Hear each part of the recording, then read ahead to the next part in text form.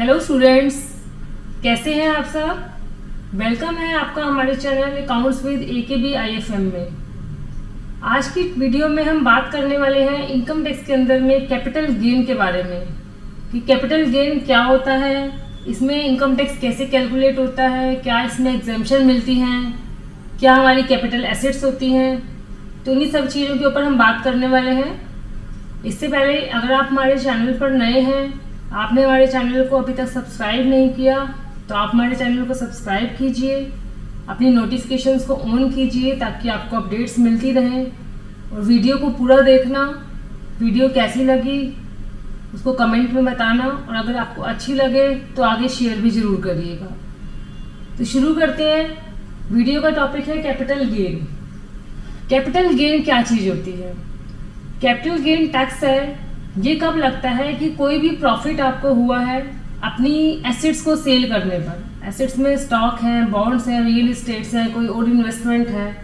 तो जब आप इसको सेल करते हैं, तो जब आप सेल करेंगे और जब आपने परचेज किया था, उन दोनों प्राइस के जो बिटवीन डिफरेंस होगा सेलिंग और परचेज प्राइस के बीच में, उसके ऊपर जो बैलेंस आएगा, अगर वो आपका सेलिंग प्राइस ज़्यादा है और परचेज वाला कम है तो उससे आपको प्रॉफिट होगा, और अगर आपका परचेज का अमाउंट ज़्यादा है, सेल का कम है, तो उससे आपको लॉस होगा। तो इसी को हम कैपिटल गेन या कैपिटल लॉस कंसीडर करते हैं। अब बात आती है, इसको समझने के लिए हम कह सकते हैं, इसके लिए हमें कैपिटल एसेट्स को समझना जरूरी है। कैपिटल एसेट्स, कैपिटल एसेट्स क्या चीज़ होती है? कोई भी एसेट्स, कोई भी प्रॉपर्टी जो कि किसी पर्सन की है, जो वो ट्रांसफ़र करते हैं यानी सेल करते हैं, इसके अंदर में कुछ चीज़ें इंक्लूड हैं, जैसे कि आपका land, building, shares, patents, trademarks, jewellery, lease hold rights हो गए, मशीनरी हो गई, व्हीकल हो गया। तो ये सब चीज़ें आपके कैपिटल एसेट्स के अंदर में आती हैं। इसके अंदर में ये कुछ लिस्ट है, कुछ चीज़ें हैं जो कि कैपिटल एसेट्स में इंक्लूड नहीं की जाती। तो वो चीज़ें क्या हैं? स्टॉक ऑफ कंज्यूमेबल और रॉ मटेरियल, कोई भी मटेरियल या आपका बचा हुआ है या उसका स्टॉक बचा हुआ है, या कोई भी ऐसी पर्सनल चीज़ें जो आपसे बिलोंग करती हैं, जैसे आपके कपड़े हो गए, फर्नीचर हो गया, इस टाइप से, या आपकी एग्रीकल्चर लैंड है जो कि रूरल एरिया में है, किसी तरह के गोल्ड बॉन्ड हमने खरीदे हैं, या आपकी गोल्ड डिपॉजिट बॉन्ड है या डिपॉजिट सर्टिफिकेट है। तो इन सब एसेट्स को हम कैपिटल एसेट्स के अंदर में नहीं लेते। अब कैपिटल एसेट्स में भी हम बात करें तो कैपिटल एसेट्स हमारी 2 टाइप्स की होती हैं। 2 टाइप्स की कैपिटल एसेट्स के अंदर में क्या क्या आता है? एक आता है शॉर्ट टर्म कैपिटल एसेट्स और एक आता है लॉन्ग टर्म कैपिटल एसेट्स। इन्हीं के बिहाफ पे हमारा टैक्स कैलकुलेट होता है, इन्हीं के बिहाफ से हमारी कैलकुलेशन होती है। शॉर्ट टर्म कैपिटल एसेट्स क्या होती है? शॉर्ट टर्म कैपिटल एसेट्स में है कि कोई भी ऐसी एसेट्स जो कि आपके पास 36 मंथ्स और उससे कम रही है, यानी कोई भी एसेट्स आपने जो खरीदी है और बेची है, उनके बीच का जो टाइम है 36 महीने या उससे कम है, 36 महीने तक है, तो उससे जो आपको प्रॉफिट होता है या लॉस होता है वो शॉर्ट टर्म कैपिटल गेन या शॉर्ट टर्म कैपिटल लॉस माना जाता है। इसी में अगर कंडीशन देखें तो 2 और हैं कि कुछ हमारी शॉर्ट टर्म में 24 मंथ्स की होती है, कोई 12 मंथ्स की होती है। तो इसके अंदर में क्या आता है? 24 मंथ्स में क्या आता है? कोई भी हमारी इमूवेबल प्रॉपर्टी जैसे लैंड, बिल्डिंग, हाउस, ये अगर 24 मंथ्स के अंदर अंदर आपने परचेज और सेल कर ली, तो ये आपकी इससे जो प्रॉफिट होगा वो आपका शॉर्ट टर्म माना जाएगा, इससे ज़्यादा है तो आपका लॉन्ग टर्म माना जाएगा। इसी तरह से जो हमारे कुछ अनलिस्टेड शेयर्स होते हैं, कोई रिकॉग्नाइज स्टॉक एक्सचेंज होता है, या कोई UTI, equity oriental mutual funds units वगैरह, तो इनके अंदर में क्या है कि इनकी जो लिमिट है वो 12 महीने की है, यानी 1 साल के अंदर अंदर ही अगर आपने खरीद और बेच लिया तो इससे आपको जो प्रॉफिट होगा वो शॉर्ट टर्म होगा, और इससे ज़्यादा का अगर पीरियड है तो वो आपका लॉन्ग टर्म कैपिटल एसेट्स के अंदर में आता है।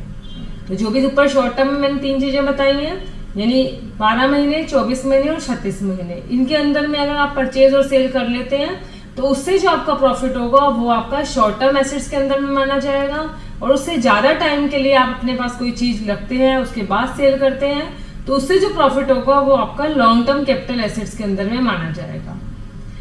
अब आते हैं बात, जब हमें अगर लॉस हो रहा है तो अलग बात है, लेकिन अगर प्रॉफिट हो रहा है तो उसके ऊपर आपको टैक्स देना है। अब टैक्स कैसे है, कैसे कैलकुलेट करते हैं, टैक्स का जो रेट है वो क्या है?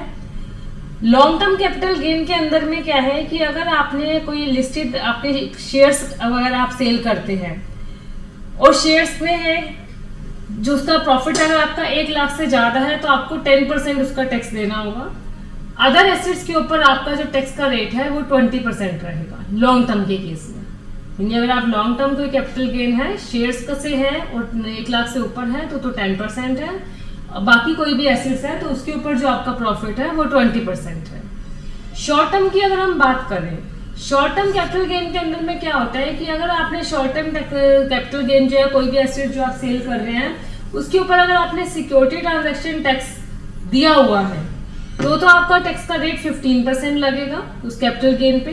अगर आपने नहीं दिया तो आपका जो नॉर्मल हमारा स्लैब रेट है, जो हमारा इनकम टैक्स का स्लैब होता है इंडिविजुअल के लिए, वो टैक्स आपका कैलकुलेट होगा।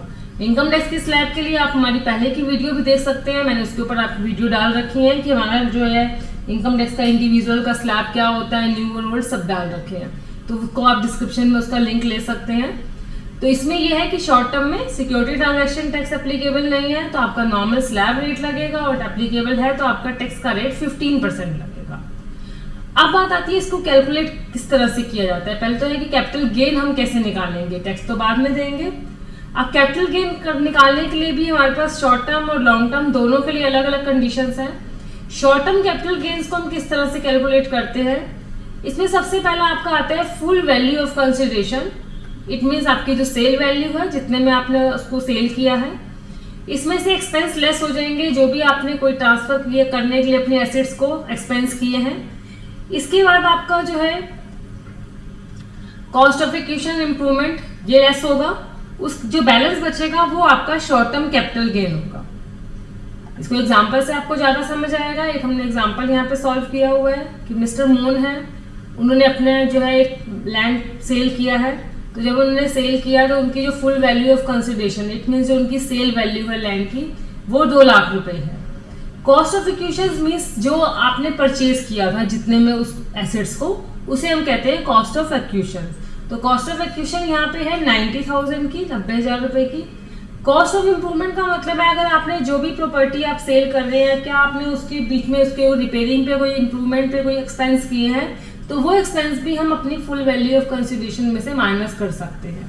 तो यहाँ पे क्या है कि हमारा जो सेल प्राइस है वो 2 लाख रुपए है, परचेज प्राइस 90,000 रुपए है, इम्प्रूवमेंट में कुछ अमाउंट नहीं है। तो कैलकुलेशन कैसे होगी, शॉर्ट टर्म कैपिटल गेन निकालने के लिए फुल वैल्यू ऑफ कंसिडरेशन जितने का आपने वो सेल किया है माइनस में कॉस्ट ऑफ एक्विजिशन और इम्प्रूवमेंट। तो यहाँ पे कॉस्ट ऑफ एक्विजिशन हमारी 90,000 की है बट इम्प्रूवमेंट में कुछ है नहीं, तो 2 लाख रुपए में से हमने जो है 90,000 रुपए माइनस कर दिए, तो इनका जो शॉर्ट टर्म कैपिटल गेन आएगा वो 1,10,000 रुपए आएगा। इस 1,10,000 के ऊपर ये 15% टैक्स पे करेंगे। तो इस तरह से हमारी शॉर्ट टर्म कैपिटल गेन की कैलकुलेशन होती है। अब बात हम करते हैं लॉन्ग टर्म कैपिटल गेन की। Long term capital gain calculate करने के लिए किस तरह से किया जाता है, उसमें भी फॉर्मेट यही है लेकिन थोड़ा सा चेंज हो जाता है। इसमें सेम सबसे पहला आ जाता है आपका फुल वैल्यू ऑफ कंसिडरेशन, ये जो है आपकी सेल वैल्यू आ गई, माइनस जो भी आपने ट्रांसफर करने के लिए एक्सपेंस किए हैं। इसके बाद इसमें आता है less index cost of acquisition. Short term में सिर्फ कॉस्ट ऑफ एक्विजिशन था, इसमें इंडेक्स हम करते हैं, करना बताती हूँ मैं आपको इंडेक्स किस तरह से की जाएंगी। ऐसे ही जो कॉस्ट ऑफ इम्प्रूवमेंट है वो भी इंडेक्स वाली आएंगी। इसके अलावा कोई भी एक्सपेंस जो हमने किया है अपने ट्रांसफर करने के लिए, तो जो आपका बैलेंस बचेगा वो आपका लॉन्ग टर्म कैपिटल गेन में। इसके अंदर में हमें कुछ एग्जम्पशन भी मिलती है लॉन्ग टर्म कैपिटल गेन के अंदर में, उसके बारे में भी आपसे बात करते हैं। इससे पहले मैं आपको एग्जाम्पल से इसको करना बताती हूँ। देखिए फुल वैल्यू ऑफ कंसिडरेशन तो आपकी सेल वैल्यू हो गई। अब बात करते हैं इंडेक्स कॉस्ट ऑफ एक्विजिशन की। इंडेक्स कॉस्ट ऑफ एक्विजिशन करने के लिए क्या होता है कि हमारे पास कॉस्ट इन्फ्लेशन इंडेक्स एक टेबल होती है, वहां से हम इसका जो है नंबर उठा लेते हैं ईयर वाइज कि किस ईयर में हमने परचेज किया और किस ईयर में सेल किया। तो वो कैसे निकाला जाता है, कॉस्ट ऑफ एक्विजिशन यानी जितने की आपने वो गुड्स एसेट्स परचेज किए हैं, multiply CII of the year of assets is being transfer, कि जिस साल में आप ट्रांसफर कर रहे हैं मीन सेल कर रहे हैं, डिवाइड इसमें हो जाएगा CII of the year in which the asset is acquired, यानी जो आपने वो एसेट जब खरीदी थी उसका ईयर, और 2001 और 2 का जो हमारा रेट है, इन दोनों में से जो भी पहले है, सॉरी जो भी बाद में है, तो वो निकालेंगे तो वो आपका जो है इंडेक्स कॉस्ट ऑफ एक्विजिशन निकलेगी। सेम इसी तरह से इंडेक्स कॉस्ट ऑफ इम्प्रूवमेंट कैसे निकलेगी कि जितने की आपने अपनी एसेट्स को इम्प्रूव कराया है, यानी इसके ऊपर कुछ खर्चा किया है, कोई रिपेयरिंग कराई है, कोई भी एक्सपेंस किया है, तो जितने का इम्प्रूवमेंट कराइए multiply CII of the year, जिस साल में आप ट्रांसफर कर रहे हैं, divided CII of the year of जिस एक्सपेंस में, जिस साल में आपने एक्सपेंस किए हैं उसका जो है जो कॉस्ट इन्फ्लेशन इंडेक्स नंबर आ जाएगा। तो इसको भी ये देखिए, ये आपके सामने ये CII टेबल हमारे पास है, ये ईयर वाइज दे रखी है, ये 2001 से स्टार्ट हुई है, इसलिए ये ऊपर बोला गया था कि 2001 और 2 which is letter. It means अगर आपने कोई प्रॉपर्टी इस साल से पहले से ली है तो आपका इंडेक्स टेबल जो है ये 100 ही आपका जो रेट माना जाएगा। तो ये हमें गिवन होती है। अब इसको हम एक एग्जांपल से समझते हैं। देखिए यहाँ पे हमारे पास एक एग्जांपल है कि हमने जो सेल की है, यानी हमारी जो फुल वैल्यू ऑफ कंसिडरेशन है वो है हमारी 25 लाख रुपए की। 1 लाख रुपए के हमने ट्रांसफर एक्सपेंस किए हैं, तो नेट सेल कंसिडरेशन हमारे पास 24 लाख रुपए आ गई। अब इसकी हम कैलकुलेशन करते हैं। यहाँ पे है कि हमारी जो इसकी परचेज वैल्यू थी वो 6 लाख रुपए थी, जो कि हमने 2014 और 15 में परचेज की थी।